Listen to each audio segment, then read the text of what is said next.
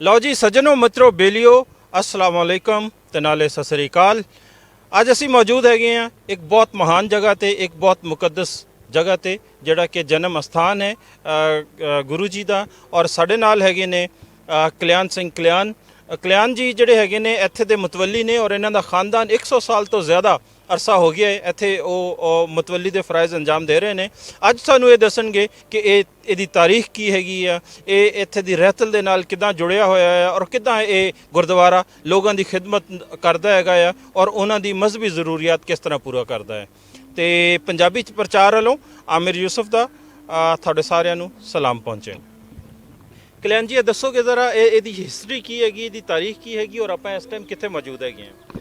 ਜੀ 1469 ਈਸਵੀ ਦੇ ਵਿੱਚ ਨਵੰਬਰ ਦੀ ਇਹ ਨਵੰਬਰ ਜਾਂ ਵਿਸਾਖ ਜਿਹੜਾ ਹੈ ਇਸ ਦਾ ਹਜੇ ਫੈਸਲਾ ਨਹੀਂ ਹੋਇਆ, ਲੇਕਿਨ ਵਿਸਾਖ ਦੇ ਮਹੀਨੇ ਦੇ ਵਿੱਚ ਗੁਰੂ ਨਾਨਕ ਸਾਹਿਬ ਦਾ ਜਨਮ ਹੋਇਆ। ਇਹ ਉਹ ਧਰਤੀ ਹੈ ਜਿੱਥੇ ਸਿੱਖ ਮਜ਼ਹਬ ਦੇ ਬਾਨੀ ਸਾਹਿਬ ਸ੍ਰੀ ਗੁਰੂ ਨਾਨਕ ਦੇਵ ਜੀ ਦਾ ਜਨਮ ਹੋਇਆ।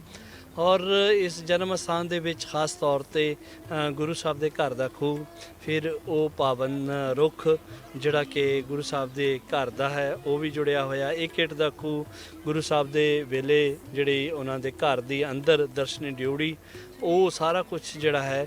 ਔਰ ਨਾਲ ਨਾਲ ਮੈਂ ਇਹ ਵੀ ਦੱਸਦਾ ਜਾਵਾਂ ਕਿ ਇਸ ਪਾਵਨ ਪਵਿੱਤਰ ਅਸਥਾਨ ਤੋਂ ਸਿੱਖ ਧਰਮ ਦੀ ਬੁਨਿਆਦ ਰੱਖੀ ਗਈ ਹੈ ਔਰ ਇੱਥੋਂ ਹੀ ਸਿੱਖ ਧਰਮ ਅੱਗੇ ਚੱਲਦਾ ਹੈ।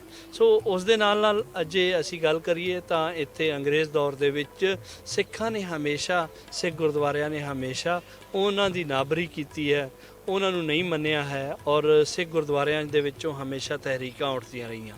ਸੋ 1921 ਦੀ ਇੱਕ ਬਹੁਤ ਵੱਡੀ ਤਹਿਰੀਕ ਜਿਹਦੇ ਵਿੱਚ ਗਾਂਧੀ ਨੇ ਕਿਹਾ ਕਿ ਸਿੱਖ ਗੁਰਦੁਆਰੇ ਜਿਹੜੇ ਨੇ ਉਹ ਸਾਨੂੰ ਆਜ਼ਾਦੀ ਦਿਵਾਉਣਗੇ। ਵਾਕਈ, ਕਿਉਂਕਿ ਹਮੇਸ਼ਾ ਪੰਜਾਬੀਆਂ ਦੇ 95% ਪੰਜਾਬੀਆਂ ਨੇ ਕੁਰਬਾਨੀਆਂ ਦਿੱਤੀਆਂ ਨੇ ਪੰਜਾਬ ਨੇ ਆਜ਼ਾਦੀ ਦੇ ਵਿੱਚ। ਸੋ ਇੱਥੇ ਵੀ ਸਾਨੂੰ ਇਹੋ ਹੀ ਨਜ਼ਰ ਆਇਆ ਹੈ ਕਿ 300 ਬੰਦੇ ਸ਼ਹੀਦ ਹੋਏ ਗੁਰਦੁਆਰੇ ਦੇ ਅੰਦਰ ਅੰਗਰੇਜ਼ ਸਰਕਾਰ ਦੇ ਖਿਲਾਫ।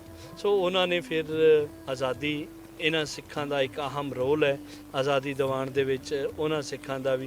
ਅਤੇ ਫਿਰ ਉਸ ਦੇ ਨਾਲ ਨਾਲ ਆਪਾਂ ਗਏ ਉਸ ਜੰਡ ਦੇ ਵਿੱਚ ਤੇ ਜਿੱਥੇ ਭਾਈ ਲਛਮਣ ਸਿੰਘ ਧਾਰੋਵਾਲੀਆ ਨੂੰ ਜ਼ਿੰਦਾ ਸ਼ਹੀਦ ਕੀਤਾ ਗਿਆ। ਫਿਰ ਉਸ ਮਹਾਨ ਸ਼ਹੀਦੀ ਸਾਕੇ ਦੀ ਯਾਦ ਵਿੱਚ ਜਿੱਥੇ ਪਾਲਕੀ ਰੱਖੀ ਗਈ ਹੈ ਉੱਥੇ ਵੀ। ਫਿਰ ਆਪਾਂ ਲੰਗਰ ਗਏ, ਲੰਗਰ ਤੋਂ ਬਾਅਦ ਆਪਾਂ ਸਰੋਵਰ ਗਏ, ਸਰੋਵਰ ਦੇ ਤੋਂ ਨਾਲ ਜਿੱਥੇ ਮਹਾਰਾਜਾ ਰਣਜੀਤ ਸਿੰਘ ਦੀ ਪਾਲਕੀ ਹੈ ਔਰ ਗੱਡੀ ਹੈ ਉਹ ਵੇਖਿਆ। ਫਿਰ ਆਪਾਂ ਸਰਾਏ ਜਿਹੜੀ ਬਲਾਕ ਹੈ ਉਹ ਸਾਰੀ ਵੇਖੀ ਹੈ ਜਿੱਥੇ ਪੁਰਾਤਨ ਜਿਹੜੇ ਸਕੂਲ ਦੇ ਸਟੂਡੈਂਟ ਜਿਹੜੇ ਸੀ ਉਹਨਾਂ ਦਾ ਹੋਸਟਲ ਬਣਿਆ ਹੋਇਆ ਸੀ ਗੁਰਦੁਆਰਾ, ਉਹ ਵੀ ਇਹ ਹੋਇਆ। ਹੁਣ ਵੀ ਅਜੋਕੇ ਦੌਰ ਦੇ ਵਿੱਚ ਅਸੀਂ ਕੋਸ਼ਿਸ਼ ਕਰ ਰਹੇ ਹਾਂ ਕਿ ਇਸ ਨੂੰ ਹੋਰ ਇੰਪਰੂਵ ਕੀਤਾ ਜਾਵੇ। ਸੋ ਇਹ ਚੀਜ਼ਾਂ ਜਿਹੜੀਆਂ ਨੇ ਇਹ ਸਾਰੀਆਂ ਅਸੀਂ ਆਉਣ ਵਾਲੇ ਮਹਿਮਾਨਾਂ ਨੂੰ ਵੀ ਵਿਖਾਈਆਂ ਨੇ। ਔਰ ਗੁਰਦੁਆਰੇ ਦਾ ਇਤਿਹਾਸ ਜਿਹੜਾ ਹੈ ਉਹ ਇੱਕ ਬਹੁਤ ਲੰਮਾ ਚੌੜਾ ਹੈ ਕਿ ਗੁਰੂ ਸਾਹਿਬ ਇੱਥੇ ਜਿਹੜਾ ਹੈ ਕਿਸ ਪ੍ਰਕਾਰ ਰਹੇ ਨੇ ਆਪਣੇ ਬਚਪਨ ਦੇ ਵਿੱਚ। ਔਰ 33 ਸਾਲ ਜਿਹੜਾ ਹੈ ਗੁਰੂ ਸਾਹਿਬ ਦਾ ਇਹ ਘਰ ਰਿਹਾ ਹੈ। ਫਿਰ ਉਸ ਤੋਂ ਬਾਅਦ ਉਹ ਸੱਚੇ ਸੌਦੇ ਗਏ। ਫਿਰ ਗੁਰੂ ਸਾਹਿਬ ਨਾਲ ਸੰਬੰਧਿਤ ਜਿਹੜੀਆਂ ਇੱਥੇ ਨਨਕਾਣਾ ਸਾਹਿਬ 'ਚ ਥਾਵਾਂ ਨੇ ਉਹ 5 ਥਾਵਾਂ ਨੇ ਜਿਨ੍ਹਾਂ 'ਚ ਤੰਬੂ ਸਾਹਿਬ ਹੈ, ਮਾਲਜੀ ਸਾਹਿਬ ਹੈ, ਕਿਆਰਾ ਸਾਹਿਬ ਹੈ, ਇਹ ਬਹੁਤ ਇੰਪੋਰਟੈਂਟ। ਪੱਟੀ ਸਾਹਿਬ ਹੈ, ਬਾਲੀਲਾ ਹੈ ਜਿੱਥੇ ਖੇਡਦੇ ਰਹੇ, ਪੱਟੀ ਸਾਹਿਬ ਜਿੱਥੇ ਪੜ੍ਹਦੇ ਰਹੇ। ਸੋ ਇਹ ਬਹੁਤ ਇੰਪੋਰਟੈਂਟ ਥਾਵਾਂ ਨੇ ਜਿਹੜੀ ਗੁਰੂ ਸਾਹਿਬ ਨਾਲ ਜੁੜੀਆਂ ਹੋਈਆਂ। ਬਹੁਤ ਸ਼ੁਕਰੀਆ ਜੀ ਕਲਿਆਣ ਜੀ। ਅੱਜ ਅਸੀਂ ਗੁਰਦੁਆਰੇ ਦਾ ਵਿਜ਼ਿਟ ਕੀਤਾ ਤੇ ਸਾਡੇ ਨਾਲ ਆਏ ਹੋਏ ਸੀ ਸਿੰਧ ਤੋਂ ਕੁਝ ਮਹਿਮਾਨ। ਉਹਨਾਂ ਮਹਿਮਾਨਾਂ ਨੇ ਇਹ ਗੁਰਦੁਆਰਾ ਵੇਖਿਆ ਔਰ ਪਹਿਲੀ ਵਾਰੀ ਵੇਖਿਆ ਔਰ ਅਸੀਂ ਲੰਗਰ ਵੀ ਕੀਤਾ ਇਸ ਗੁਰਦੁਆਰੇ ਤੇ ਇੰਨਾ ਮਜ਼ਾ ਆਇਆ ਜੀ ਮਾਸ਼ਾਅੱਲਾ। ਉਹਦੀ ਵਜ੍ਹਾ ਇਹ ਹੈਗੀ ਆ ਕਿ ਜਿਹੜਾ ਤਰੀਕਾ ਹੈਗਾ ਇੱਥੇ ਲੰਗਰ ਕਰਾਉਣ ਦਾ, ਇਤਨਾ ਸਾਫ ਸੁਥਰਾ ਲੰਗਰ ਔਰ ਇਤਨੇ ਸ਼ਾਨਦਾਰ ਤਰੀਕੇ ਨਾਲ ਕਿ ਤੁਸੀਂ ਜ਼ਮੀਨ ਤੇ ਬਹਿੰਦੇ ਹੋ, ਤੁਹਾਨੂੰ ਥਾਲੀਆਂ ਦੇ ਵਿੱਚ ਪੇਸ਼ ਕੀਤਾ ਜਾਂਦਾ। ਔਰ ਉਹਦੀ ਇਹ ਹੈਗਾ ਆ ਕਿ ਬੜੇ ਇਹਤਰਾਮ ਨਾਲ ਤੁਸੀਂ ਲੰਗਰ ਲੈਣਾ ਹੈ, ਬੜੇ ਇਹਤਰਾਮ ਨਾਲ ਤੁਸੀਂ ਰੋਟੀ ਫੜਨੀ ਹੈਗੀ ਆ। ਔਰ ਜਿੰਨਾ ਵੀ ਤੁਸੀਂ ਲੰਗਰ ਲਿਆ ਜਿਤਨਾ ਮਰਜ਼ੀ ਖਾਓ, ਲੇਕਿਨ ਜਿਤਨਾ ਪਲੇਟ ਵਿੱਚ ਹੈ ਉਹ ਖ਼ਤਮ ਕਰਨਾ ਹੈਗਾ ਆ। ਤੇ ਇਹਦਾ ਮਤਲਬ ਇਹ ਹੈਗਾ ਆ ਕਿ ਤੁਸੀਂ ਰਿਜ਼ਕ ਨੂੰ ਖਰਾਬ ਨਹੀਂ ਕਰਨਾ, ਰਿਜ਼ਕ ਦੀ ਬੇਅਦਬੀ ਨਹੀਂ ਕਰਨੀ ਔਰ ਇਨਸਾਨਾਂ ਦੀ ਬੇਅਦਬੀ ਨਹੀਂ ਕਰਨੀ।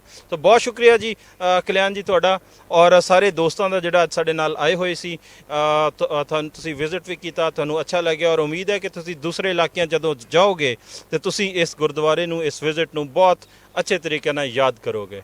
पंजाबी प्रचार वालों अपने मेज़बान आमिर यूसुफ नूं इजाज़त दिओ।